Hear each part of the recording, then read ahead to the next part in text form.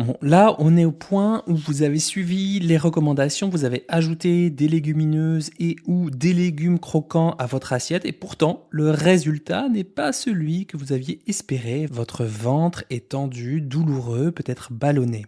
Beaucoup d'entre vous concluent alors: mon corps ne supporte pas les fibres, y compris les influenceurs non professionnels de santé qui développent des modes de vie raw meat, c'est-à-dire viande crue, car sans fibres, la fête est plus folle, j'ai envie de vous dire. Sans filtre, oui, je dis ce lapsus. Ils n'ont plus de problèmes digestifs et que donc, si ça a marché pour eux, ça marchera pour vous. Ça oubliez bien vite les différents rôles des fibres qu'on a vus précédemment. Et même sans être influenceur, influenceuse carnivorisme, si vous ressentez des ballonnements ou des sensations de distension abdominale, c'est important de ne pas le nier, ni de s'y habituer, ça me semble important de le rappeler. Alors, première observation pour aller un peu dans votre sens, les crudités. Par définition, j'ai envie de vous dire, c'est plus compliqué de les digérer que ce qu'on appelle les cuidités dans le langage diététique, c'est-à-dire les légumes cuits, puisque justement, un des jobs de la cuisson, c'est d'attendrir les fibres, de les pré-digérer, entre guillemets. C'est d'ailleurs pour cela qu'avant une épreuve sportive, on privilégie plutôt le cuit que le cru, justement pour faciliter le confort digestif avant et pendant l'effort. Donc c'est pas vous, ce n'est pas une vue de l'esprit, si jamais c'est un peu moins confort de digérer des crudités. Alors en préambule, je me permets de re-rappeler la base de chez base, mais on ne sait jamais. Mastiquer soigneusement réduit la taille des particules alimentaires, ce qui laisse moins de résidus non digérés dans le côlon et donc produit moins de gaz. Je ne fais pas plus long dans ce format-là d'épisode court. Je vous mets le lien de mon épisode en description qui est dédié à la mastication. Je crois que c'est l'un des 3 ou 4 premiers, il me semble, de Dans la poire. Donc ça remonte à il y a 5 ans quand même.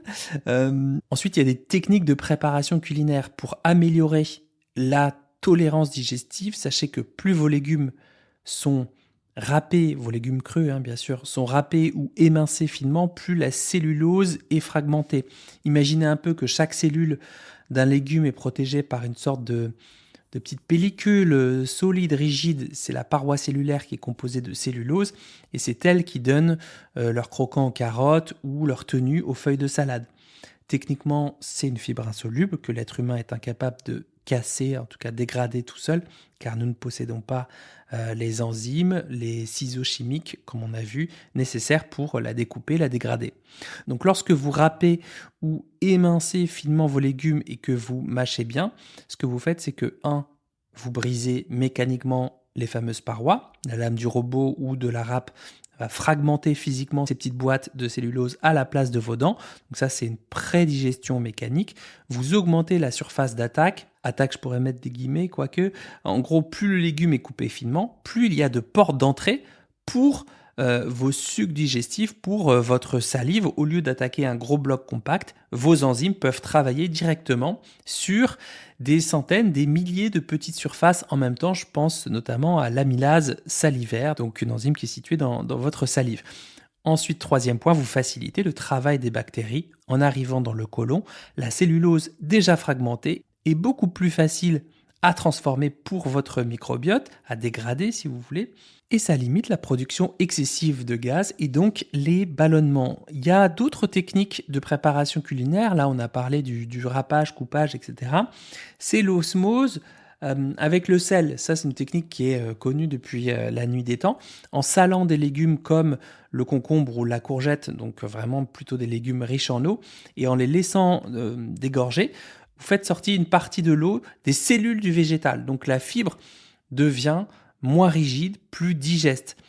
Ensuite, il y a la marinade, le fait de mélanger un acide comme le citron, le vinaigre et de l'huile va créer une sorte de pré-cuisson chimique, mais sans chaleur. Ça attendrit la fibre et ça facilite l'action ultérieure de vos enzymes digestives. Et mine de rien, ces petites transformations-là, elles sont pas neutres, elles facilitent le reste du parcours puisque il y a moins de mastication. Comme il y a moins de résistance mécanique du légume, vos dents auront moins d'efforts à fournir pour broyer l'aliment. Accès facilité pour vos enzymes, on en a déjà parlé sur le fait que la fibre soit fragmentée et que donc elle offre une plus grande surface de contact. ce qui fait que vos enzymes digestifs, là, les fameux petits ciseaux, peuvent les dégrader plus rapidement, plus efficacement. Et par la suite du parcours, ça limite le risque de fermentation brutale par les bactéries et ça limite donc les ballonnements. Voilà, si jamais vous connaissez ces symptômes-là et que vous ne trouvez pas de solution, dites-le moi en commentaire de cet épisode, soit sur Apple Podcast ou soit sur Spotify ou sur YouTube. Peut-être que je ferai un épisode spécialement dédié aux troubles digestifs si jamais c'est un sujet qui vous botte, entre guillemets.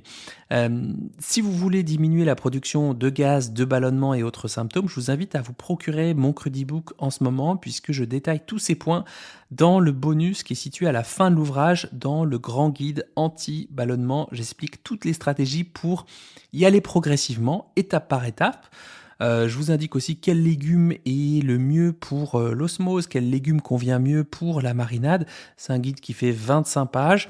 C'est vrai que ça a l'air long comme ça, mais ça valait le coup de creuser cette question pour trouver des solutions efficaces. Dernier point, si vos ballonnements sont systématiques, très douloureux et ou s'accompagnent de troubles du transit persistants comme les alternances de diarrhée ou de constipation sévère, il est possible que vous souffriez d'une pathologie fonctionnelle. Je pense notamment au syndrome de l'intestin irritable, SII, à la maladie de Crohn ou à la RCH, ou alors au SIBO qui est une prolifération bactérienne anormale dans l'intestin grêle.